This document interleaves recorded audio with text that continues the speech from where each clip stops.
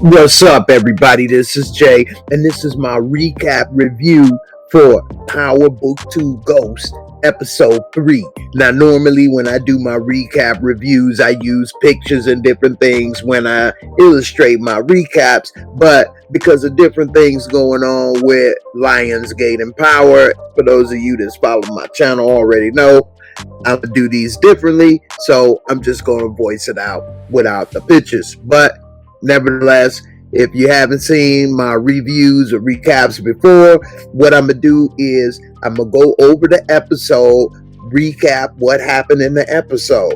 Then I'm going to give it my real talk review at the end of the episode, basically talking about what I think of the episode, what went wrong, and then lastly, I'm going to give the episode a rating, which I call a Mosco.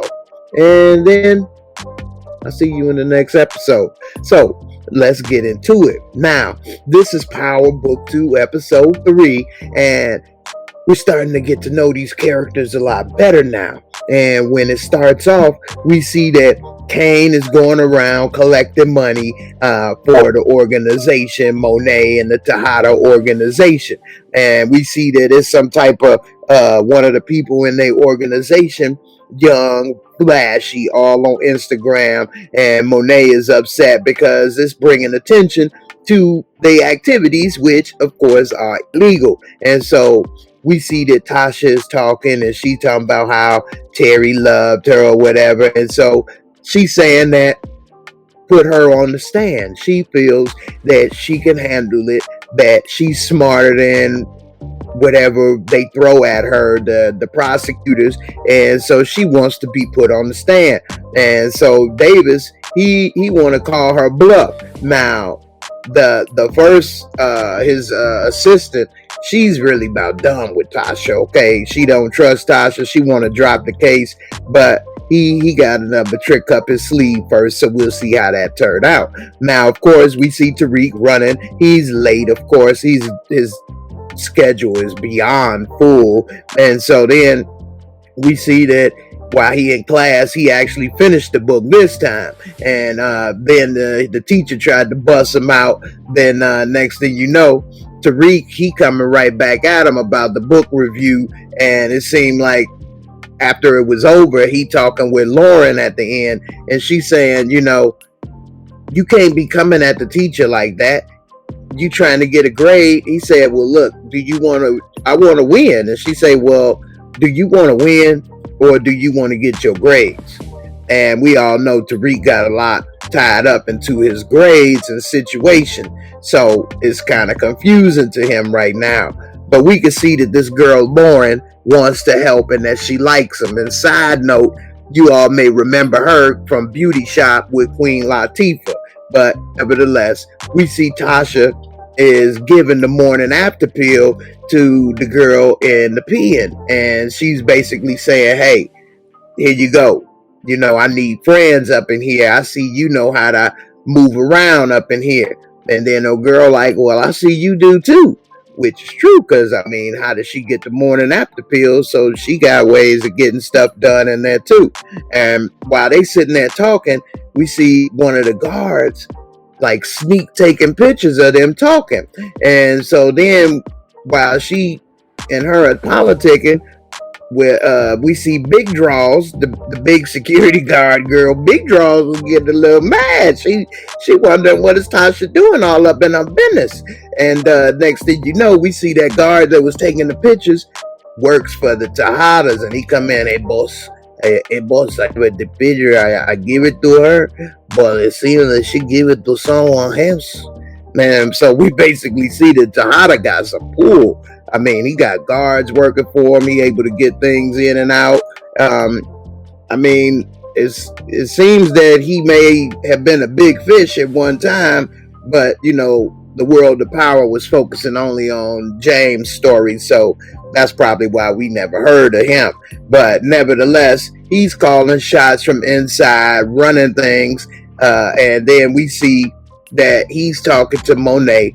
and telling her he wants Drew to go and handle Lil Guap. That's the dude that was on Instagram, flashy, running his mouth. And, she wants Kane to go and watch his back. And he's saying, no, I want Drew to go because Lil Guap daddy took a bullet for me. So he got a respect and the old thing going on that she ain't understanding. So nevertheless, she have Kane go and watch his back without Tejada knowing. And so we see that Zeke back at the dorms, his paper is due. And he's sitting there telling Tariq at the last minute. And Tariq like, come on, man, when you telling me this at the last minute? I'm supposed to write 2 papers. And so he said, look, man, Zeke, I don't know, man, my bad. And so he said, look, I'm going to need something for you. I want you to ask your Aunt Monet for permission if I could date. And so he's like, Diana don't date nobody. And he like, well, I mean, I'm just saying, He said, look, she told me keep school life separate, which basically means you. And so he kind of stuck, but he know that he needs Zeke. He can manipulate Zeke. Zeke ain't that smart. He basically manipulated Zeke into making him feel that, hey, I'm going to do all this work for you, then do something for me. Now, later we see Tasha getting taken out of jail. And she wondering what's going on. They transporting her at the last minute. She confused. And next thing you know, she getting hair did, makeup did, everything did. You know what I'm saying? They done brought out the good wig, the good Tasha, put it on, brought it up to here. You know what I mean? Blended it in nice. It was really cute. Okay. And then we see that she got some type of mock jury trial. And some people was asking, what's the point of that? And basically it's to see how prepared and how ready the person is and to help them get prepared and ready, the defense and everything. It is expensive, but if she would have went on the stand and did what she did, she would be going to jail. So that was the purpose of the mock trial, to see how, to basically a wake-up call for her as well, because there's nothing, none of them could have told her that she wasn't ready. So she had to basically fall on her face and see for herself she not ready. And that's basically what they ended up doing. And so later we see Tariq is back with Braden, TJ, Tommy Jr. And then we see that he's coming out of his doctor's office and he stole the prescription pad. And Tariq and him working out some way to get some scripts. And he's saying he know how to write them because his sister had an Adderall, an Addy script for years. And so it's no problem with him writing his scripts. And so he pretty much has everything. I mean, he got the scripts. He know how to write it. He's only basically using Tariq to be cool as the guy with the black friend. Or if he get in trouble, throw Tariq up under the bus because he already got a lot of money, connections, everything. Nevertheless, we see what's up. We see that back in the courtroom, they are asking Tasha why Tommy, and she goes into the story because she tells about how Tommy was the only person that could have helped her, whatever. And then she tells that story that we heard in season 1 of Power, that about the gun in the car, except she changes it this time. See, Ghost didn't ask her to get the gun out the glove compartment when she told the story the first time. Ghost said there is a gun in the glove compartment, and she voluntarily took it and hid it, and he said, that's how I know I could trust you. In this version, she said that he made her do it and she was scared and all of this or that or whatever. So she tried to make him out to be the bad guy, controlling it. She was scared. Nevertheless, they like, look, you can't act like he the bad guy, this, that, and the other. You opened up all these accounts. Man, she tried to keep saying that he did everything and he the mastermind. But at the end of the day, you can't be that clueless to what's going on and you opening up all these accounts. Now later we see Diana's talking with Monet while they walking on the campus, and she talking about how she want to play ball and what she want to do with her life. And Monet is saying that ain't gonna be beneficial to the family. playing ball only gonna get you 75, 80 bands a year. How's that gonna help? That ain't nothing. I mean, she's really a horrible mom to want to make your daughter be forced into a life of crime. And 75, 80,000 is a lot of money. And that's only what they make here. A lot of those ball players go overseas and make more than six figures. Nevertheless, Diana don't want to be a part of the crime family. So we see that Zeke, once they go in to see basically Zeke play ball. And we see that Tariq, he come and he want to talk with Diana or whatever, but they only want Tariq to help Zeke in school. And so we see that it's some white college hoops hater or whatever, and he on the team, and he talk about how he better or how he had to do this or that because he ain't been able to play in this like press conference or whatever. And so they asked Zeke, does he want to talk about why he can't play, whatever the case. And he really didn't want to, but he ended up doing so anyway. Now, Tariq tried to talk with Monet, but she kind of gave him the cold shoulder, which is understandable. I mean, she don't know dude, and she got a criminal background. So most people that operate in the shadows don't like to get to know too many extra people. And so we see that she talking with the coach because he was surprised that she showed up. And then that's when he had to let her know, hey, Zeke grades are coming up, but not fast enough, and he ain't gonna be able to play. And while he's talking with Monet, the coach, Tariq is on the side talking with Diana. And so he trying to get to know her a little better. Meanwhile, while all of this is going on, we see the stripper, Destiny, she come over there, and she's in some white dude dorm room, and she get him with the cuffs and everything, and tied up. Next thing you know, we wonder, who is this dude? What's going on? So the next thing we see is Drew go to meet up with the dude that was whooping too much on Instagram. And man, this dude got booger sugar mounds. Okay, he blowed out his mind. He can't even finish his conversation, his words, his sentences. The girl finishing it for him. And so it's real loud in there, and he started talking crazy to Drew a little bit. I mean, you can see he didn't really have no fear of Drew. He probably felt Drew was cool, but he didn't fear him like that. And so Drew telling him to chill on all that stuff, worried the law might see y'all too flashy. He tried to say, hey, I feel y'all doing good, but Monet, she old school, whatever.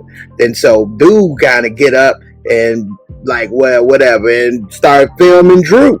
And so Drew had to knock the phone out of his hand, and he was about to pull. He had his hand on it behind his back, but he ain't pulled. But then next thing you know, Kane show up. And so then everybody gets scared. You can see fear factor kick in when Kane show up. And so then Kane, Drew leave. Drew a little mad that Kane had to show up and kind of step on his toes a little bit as if he wasn't capable. And then as they leave, Kane busts in the air, shoot in the air, and then they leave out. But right after they leave, police there. So now the police on them, they on the run from the cops. Meanwhile, we see that while the cops is chasing them, that in the car, it was Monet cop boyfriend that was in there. He recognized him. And so he like, oh man. And so while we see they run, hide, two cops is chasing them all over.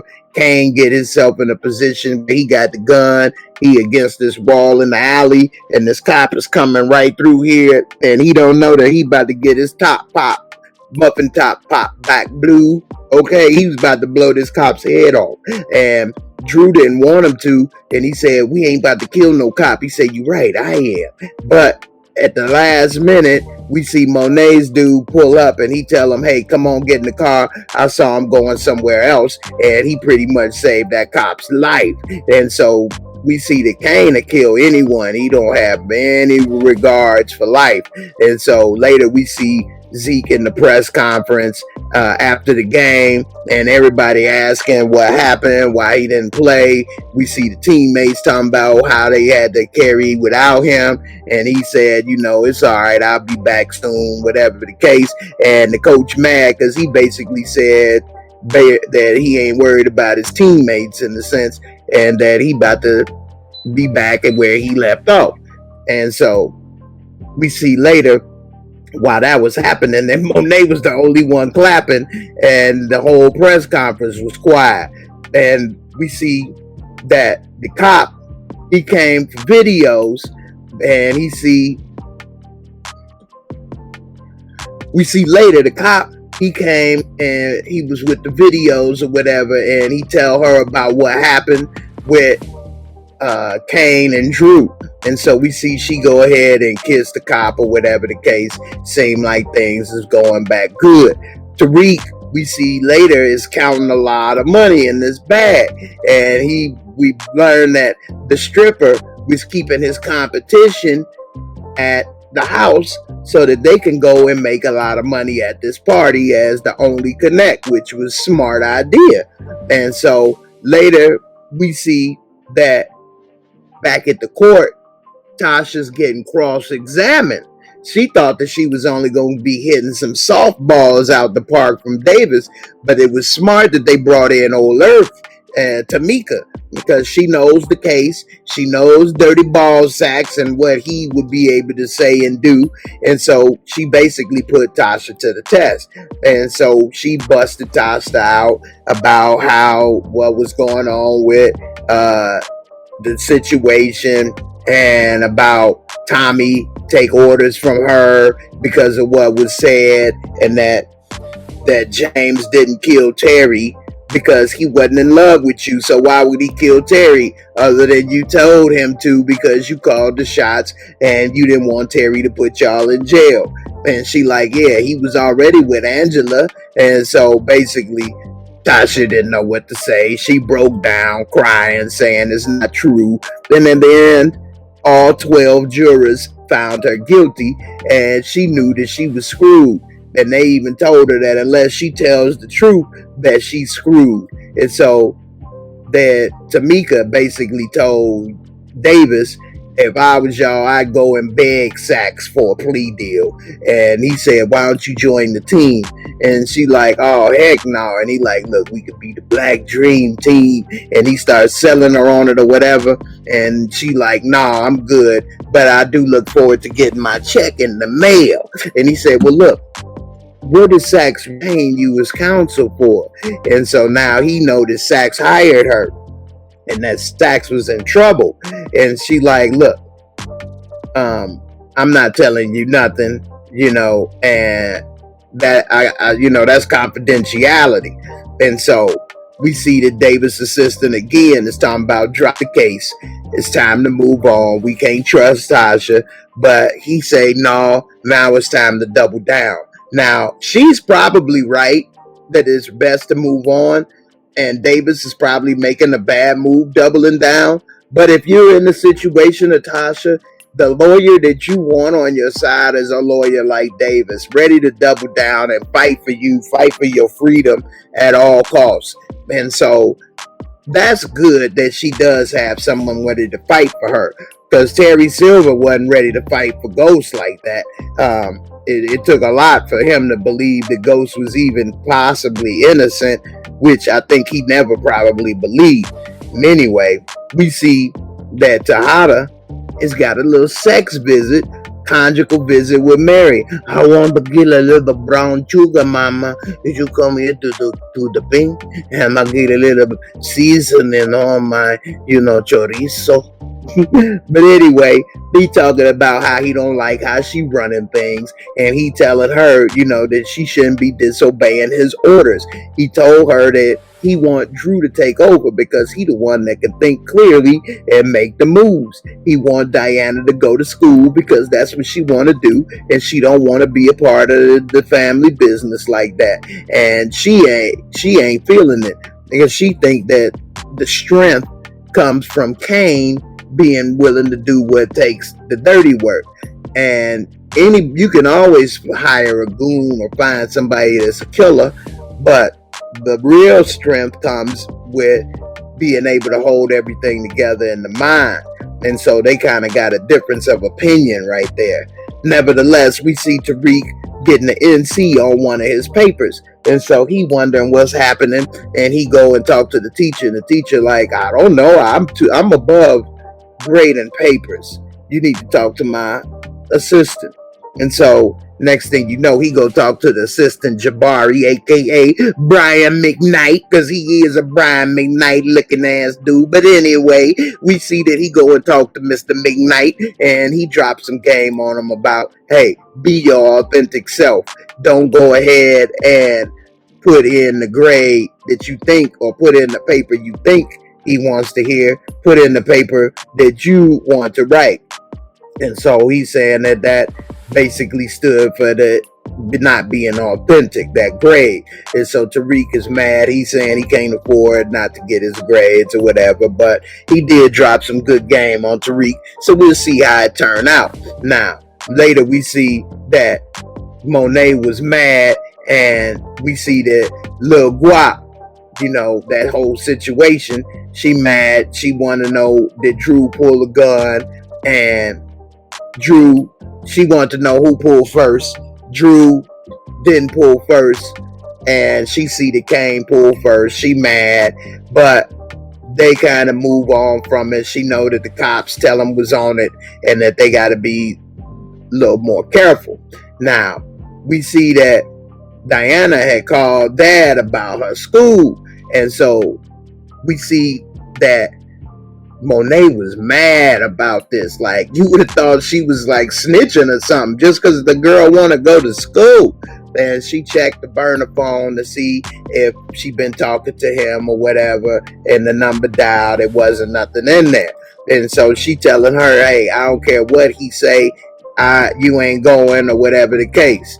And so, I mean, that's pretty low. But anyway, we see Tariq coming back to the dorm room, and Zeke sitting there playing video games, and Tariq like, come on, man, all this work we got to do, and you sitting there playing video games. Like, I can't be doing all this by myself. You got to start doing some of your own work, which is true. I don't know why they made him think Tariq can handle 2 heavy caseloads, but nevertheless, that was true.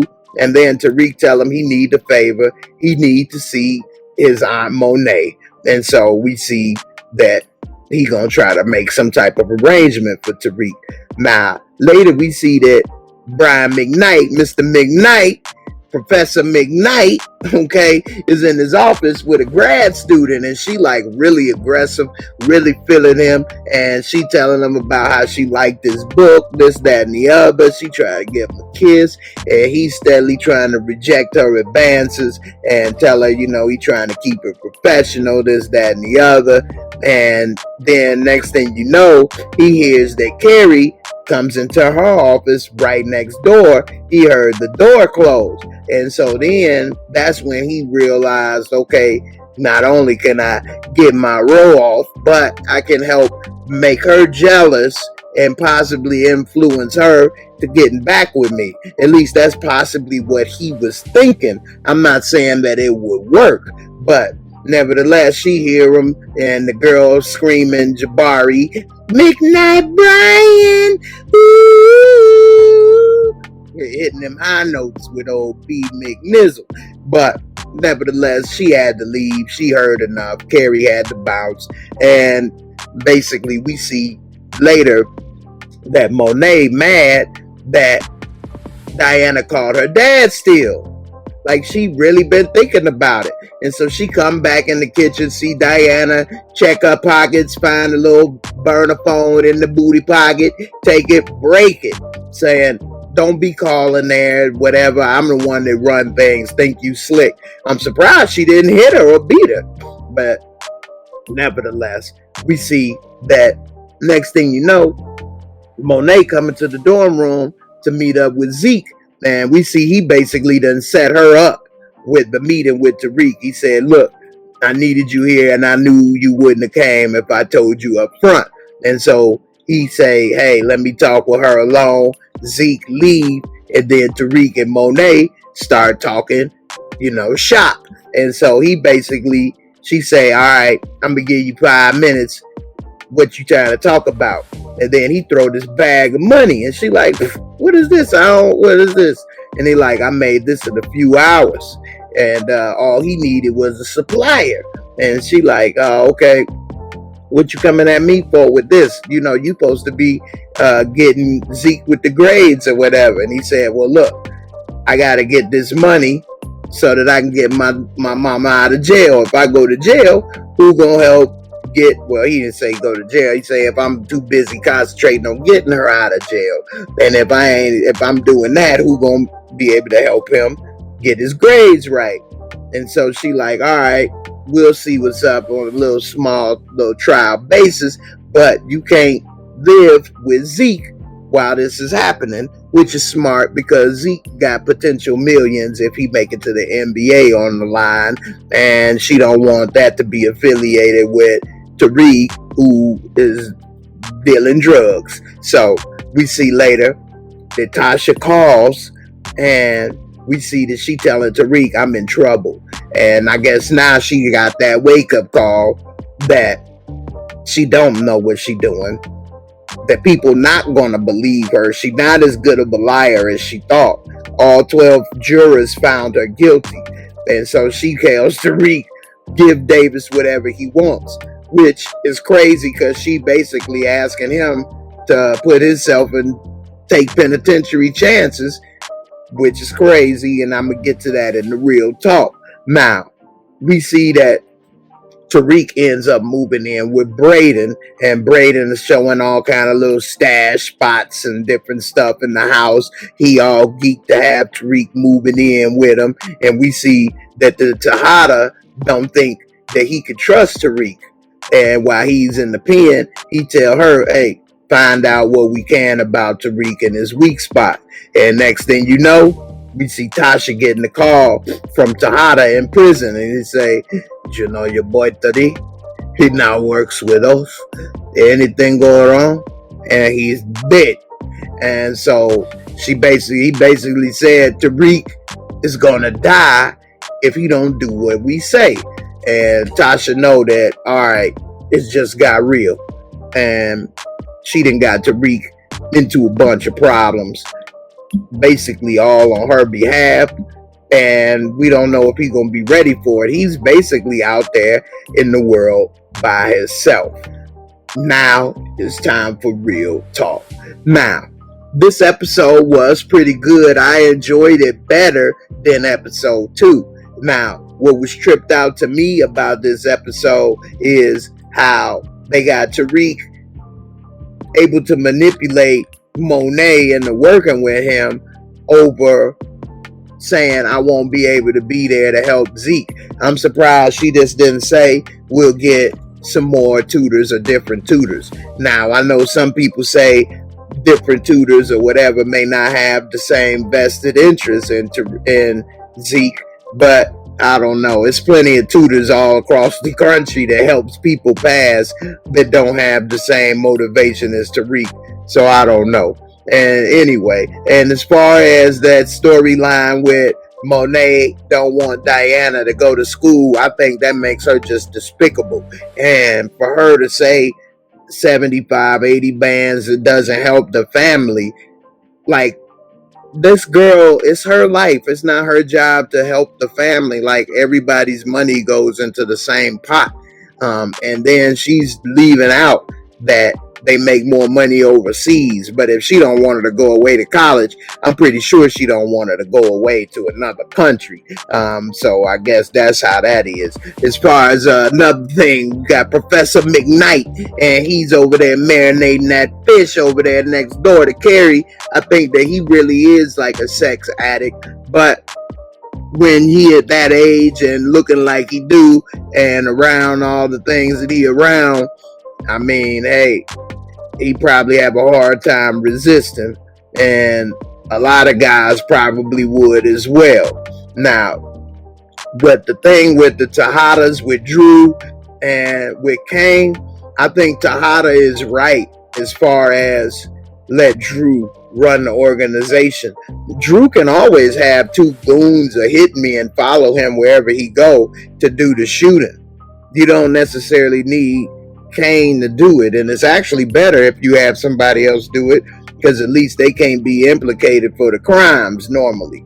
But nevertheless, without getting into the details of that, because of course it's different ways they can, I think that Monet is not seeing from the above ground view, and so they both have maybe two different views of their kids. And I think that Tejada is actually right.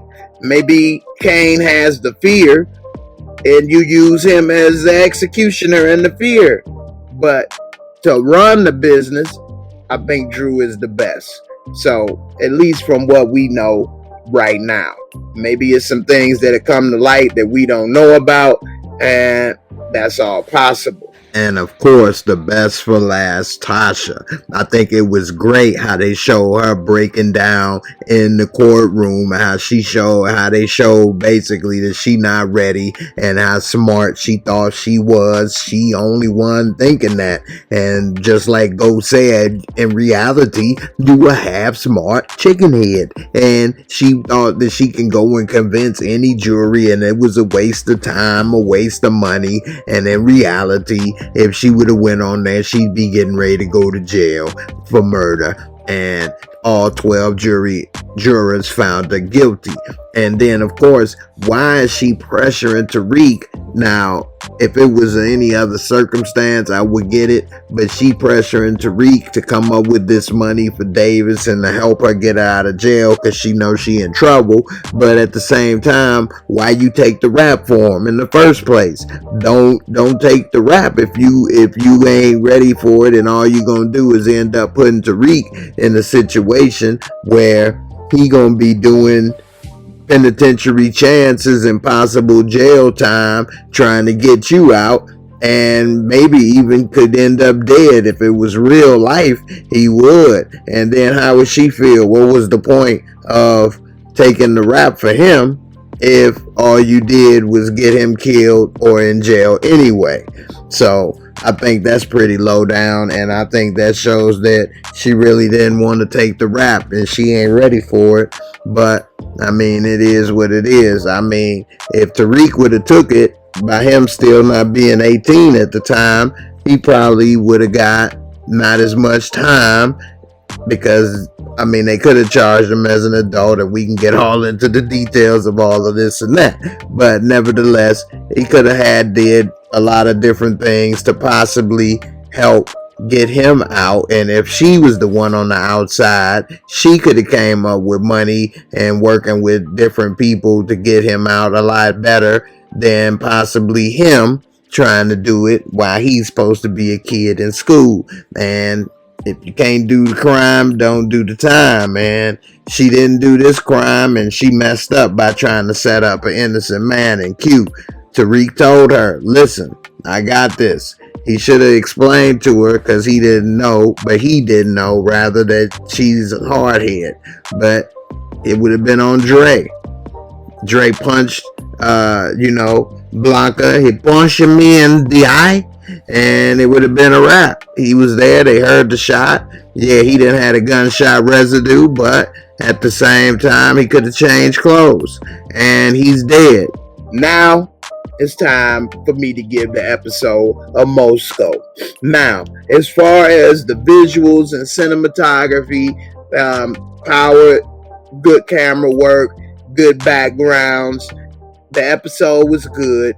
And for those who don't know, each category has a top score of 25, which can give you a total score of 100.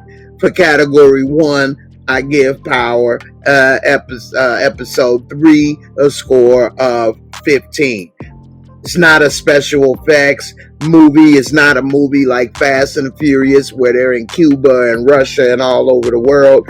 But for where they are and what they do represent and show it on screen very well.